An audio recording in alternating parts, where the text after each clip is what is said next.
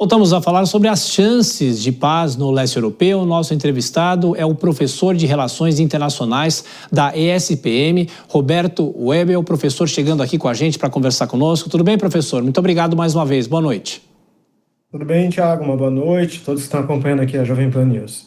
Bom, professor, na sexta-feira, uma reunião entre Trump e o presidente da Rússia. Hoje, uma reunião com líderes europeus e, claro, com Zelensky na cena principal. E agora, a expectativa de um encontro entre os três. Só assim é possível haver algum tipo de avanço. Agora, os líderes europeus não falaram hoje especificamente sobre cessar fogo.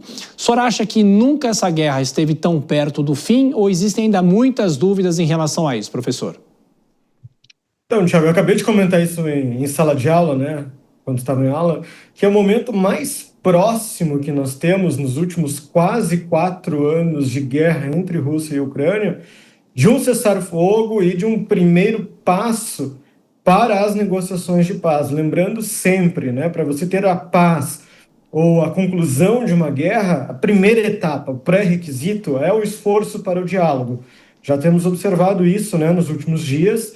O segundo momento, né, o segundo estágio é o cessar-fogo de fato, né? Então, estamos, sim, sem sombra de dúvidas, próximos da celebração deste cessar-fogo pela fotografia do momento. Eu gosto sempre de dizer isso, pela fotografia do momento hoje, né? Segunda-feira, há essa possibilidade, há uma vontade política dos Estados Unidos de fazer a mediação deste acordo.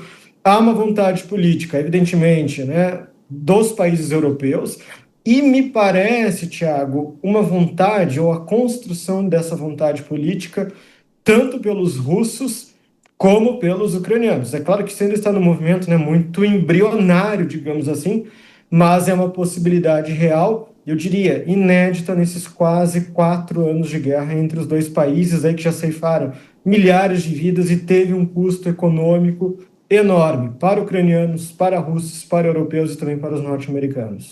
Professor Roberto, vou chamar a Dora Kramer, que faz a próxima pergunta. Dora? Boa noite, professor. Olha só, realmente, como eu estava comentando no início, que a cenografia, quer dizer, a montagem, a construção da cena, ela nos dava imprimia esse caráter de esperança no ambiente. Agora, o senhor fala do esforço do diálogo, traduziu, acho que muito bem, porque tudo isso se chama esforço do diálogo. Aí o senhor disse, o próximo passo seria o cessar-fogo. Eu colocaria um outro fator entre o esforço do diálogo e o cessar-fogo, que são os termos do acordo. E aí eu fico um pouco embananada, porque aí, veja, a questão da proteção esbarra na OTAN, que aí o Putin não admite.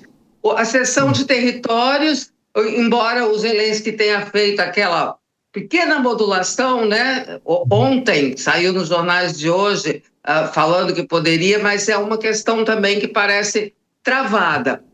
O que a gente pode ver nesse cenário dos termos do acordo? O que poderia ser colocado à mesa com chance de ser realmente aceito por ambas as partes? Então, primeiro, boa noite, Dora. Um prazer estar aqui, né, te respondendo.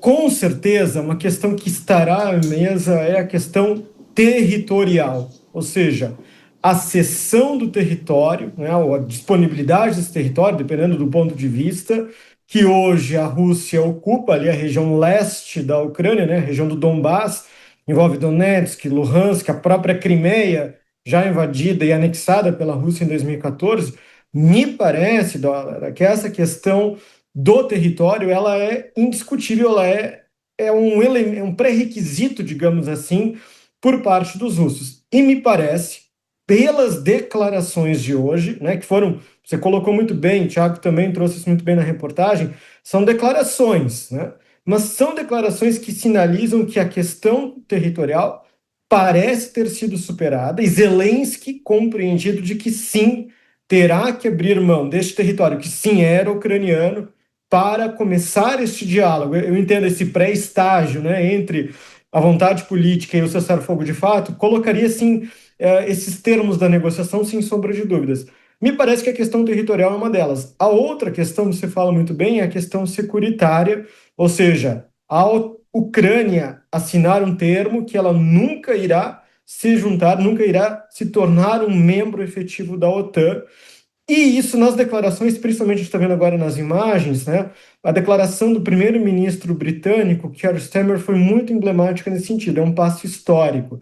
E eu gosto muito de analisar essas narrativas. Keir Starmer era uma figura que defendia a possibilidade da Ucrânia estar sob um sistema de proteção europeu, não necessariamente da União Europeia, mas dos países europeus, o próprio Reino Unido, sem necessariamente estar na OTAN. Eu acredito, a gente não tem acesso ainda à minuta, digamos assim, dessas conversas de hoje à tarde, mas certamente esse segundo elemento esteve presente. Olha, a Ucrânia não entra na OTAN, mas os europeus garantem a sua segurança e a Rússia, por outro lado, garante que nunca atacará a Ucrânia ou invadirá a Ucrânia ou qualquer outra nação europeia.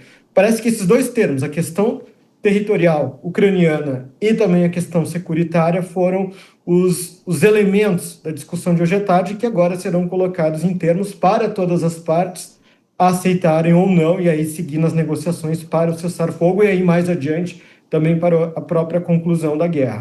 Professor Roberto Ebel, de Relações Internacionais da SPM, muito obrigado pela gentileza. Boas aulas aí, boa semana, a gente volta a se falar, professor, um abraço. Obrigado, uma excelente semana a todos.